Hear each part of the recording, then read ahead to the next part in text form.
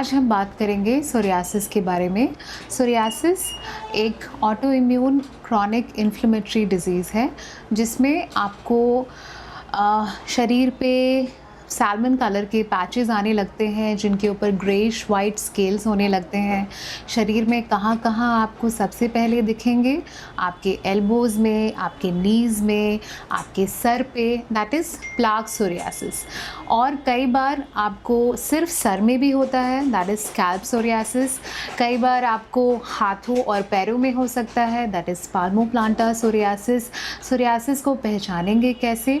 ये तो मैंने आपको बताया कि ऊपर सिल्वर स्केल्स होते हैं, उससे छोटी-छोटी पपड़ियाँ निकलती हैं, लेकिन कई बार हम उसे मिस्टेक कर देते हैं कि फंगल इन्फेक्शन भी हो सकता है, सिर्फ ऐसे ही कोई एक्जिमा हो सकता है, डर्मेटाइटिस हो सकता है।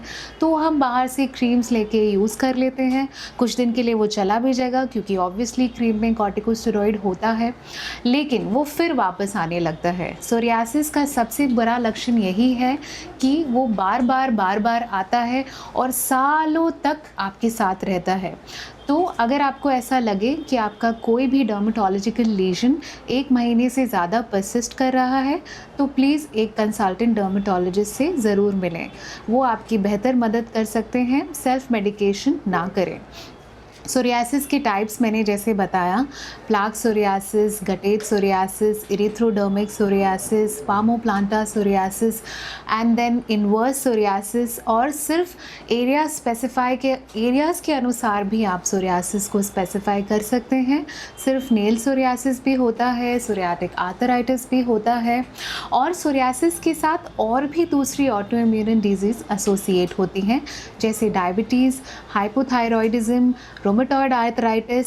सो अगर कोई पेशेंट ऑलरेडी इन चीज़ों से पीड़ित है तो उसे सोरियासिस होने के चांसेस आम लोगों से 50% ज़्यादा बढ़ जाते हैं। सोरियासिस को ट्रीट कैसे करें? जैसे मैंने कहा कि आपको सेल्फ ट्रीटमेंट नहीं करना है, आके कंसल्टेंट डर्मेटोलॉजिस्ट से मिलें, और उसके साथ साथ बहुत सारी जांच लगेगी। पहले हम जांच करेंगे, देखेंगे आपकी ब्लड प्रोफाइल ठीक है या नहीं, उसके अकॉर्डिंगली हम लोग खाने की, लगाने की प्लस दूसरी थेरेपीज़ भी देते हैं।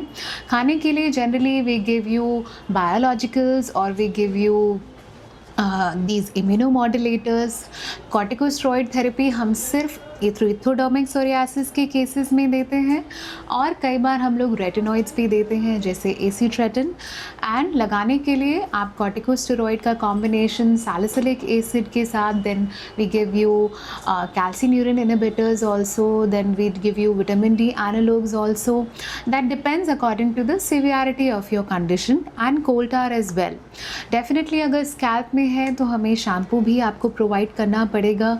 सोरियासिस के केस में हमेशा बॉडी मॉइस्ट रखें, हमेशा ये ध्यान रखें कि विंटर्स में ये बहुत एग्रीवेट होता है, तो ये आपको देखना ज़रूरी है कि विंटर सीजन में अगर लीजन बार आ रहा है, एग्रीवेट हो रहा है, दैट मीन्स डेफिनेटली सोरियासिस की तरफ जा रहे हैं।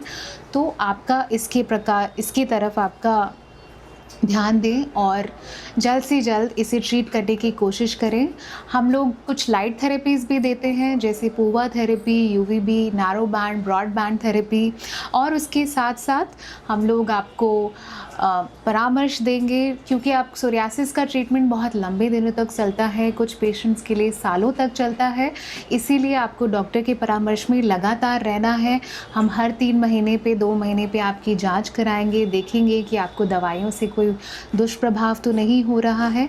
अगर आप दूसरी बीमारियों से भी पीड़ित हैं जैसे कि डायबिटीज़ स्पेशली, तो आपको डॉक्टर के साथ हमेशा कंसल्टेशन में और फॉलोअप में रहना चाहिए। अपना ख्याल रखें। ये बीमारी आप थोड़ी सी जटिल है, लेकिन अगर हम चाहें तो उसके साथ हम लोग इस बीमारी को ठीक कर सकते हैं, और जितना अच्छे से हो सके उतने अच्छे से आप ट्रीटमेंट लें।